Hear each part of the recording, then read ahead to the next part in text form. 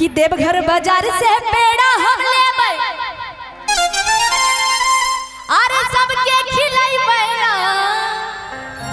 एगो पत्नी अपना पति से बोल रही है कि ए सैया जी तो देवघर बाजार जा रहल छो कामर लेकर तब पेड़वा जरूर लानियो। क्या कह रही है कि देवघर बाजार से पेड़ा हम लेबै और सबके खिलाइबै ना।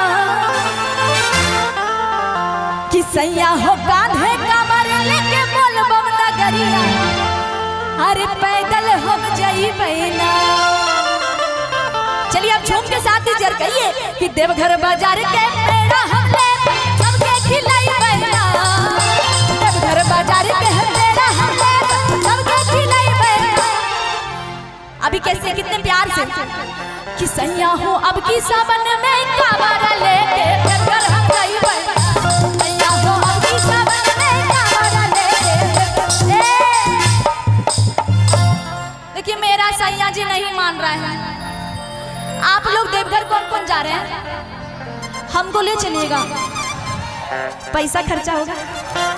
तैयार है? बड़ी अच्छे बम आए मिट्टू भैया आज देख रहे हैं, ताली बजाइए बम लोग के लिए। हाँ आई टोपी वाला हम लोग का मालिक है। हाँ नाम है बिट्टू भैया।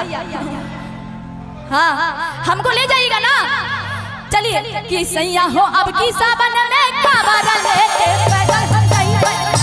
सैया हो अब की सावन में कावड़ लेके पैदल हम जइबै ना। देवघर में बाबा के फोटो खिंचबै सबके दिखैबै ना। देवघर बाजार में फोटो खिंचबै सबके दिखैबै ना। ओ राजा हो सबके दिखैबै कि सैया हो अब की सावन में कावड़ लेके पैदल हम जइबै ना। सैया हो अब की सावन में कावड़ लेके पैदल हम जइबै ना।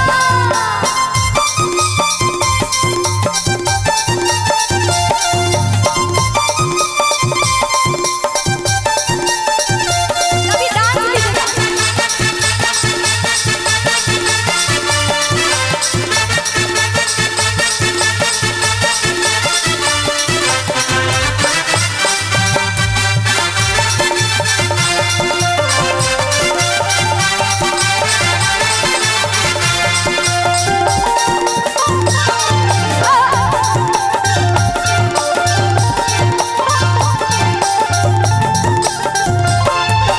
दिलवा के पतिया हम बाबा के बतइबै।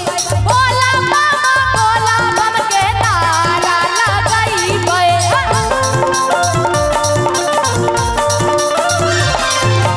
दिलवा के पतिया हम बाबा के बतइबै। बोला बम के नारा लगइबै। गेरुआ रंगवा सड़िया पहिनबै सबके दिखैबै ना। गेरुआ रंगवा सड़िया पहिनबै सबके दिखैबै। चाची है अब चाची अब।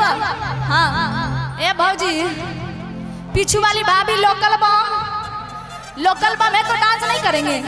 अच्छा ये दीदी इधर आओ इधर आओ। सावन में कौन सा रंग का कपड़ा पहनते? हरा। देखो हरा पहनते हैं। ये दीदी देख लीजिए बोलती है भूल गए। अपने हरा पहन के आई तो बोलती है हरा। कौन सा रंग का? गेरुआ। हाँ देखिए ये सही बोली, ताली बजाइए। हाँ कहेंगे क्या कि अरे गेरुआ रंग बसड़िया पिनबै। हाँ गाएंगे सब। अरे गेरुआ रंग बसड़िया पिनबै अरे सबके दिखैबै ना। कि सैया हो अब की सावन में कावड़ लेके पैदल हम जइबै ना। सैया हो अब की सावन में कावड़ लेके पैदल हम जइबै ना।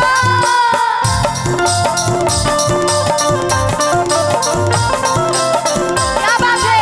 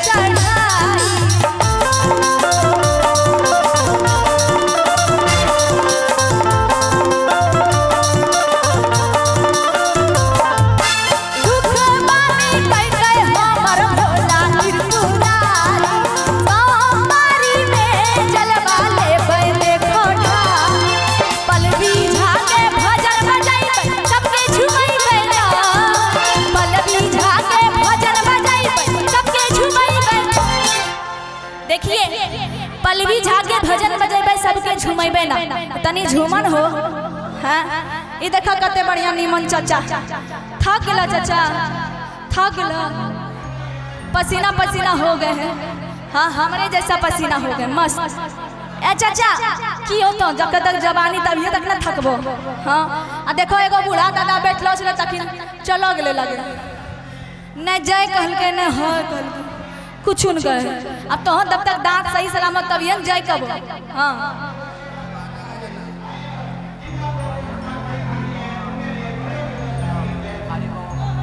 अच्छा वो भी गाऊंगी पहले इस गाने को गा देते हैं। अब कहेंगे कि पल्लवी झा के भजन बजाइबे अरे सबके नचैबे ना अरे सबके नचैबे ना।